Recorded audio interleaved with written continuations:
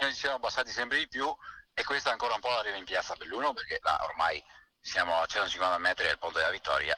Il recinto che si trova alla nostra sinistra è il luogo dove è avvenuta la predazione questa notte, due pecore di proprietà di Aldino Bianchet che è esasperato. L'eccezionalità dell'evento è data dal fatto che, come potete vedere, il campanile del Duomo di Belluno è proprio alle nostre spalle e siamo a nemmeno 100 metri dalla rotonda che si imbocca per salire alla frazione di Cassion. Praticamente siamo in centro città. L'episodio è accaduto a ridosso della strada che di sera è frequentato dai ragazzi che a piedi raggiungono il centro città. Con le pecore sbranate stanotte, i capi predati di proprietà di Aldino Bianchette e del figlio Moreno sono 23, 8 gli assalti subiti. Più noi ci proteggiamo e più ci spostiamo, più loro comunque un po' alla volta arrivano. Il problema non è colpa del lupo, perché il lupo fa la sua parte, è che non doveva arrivare perché non dovevano lasciarlo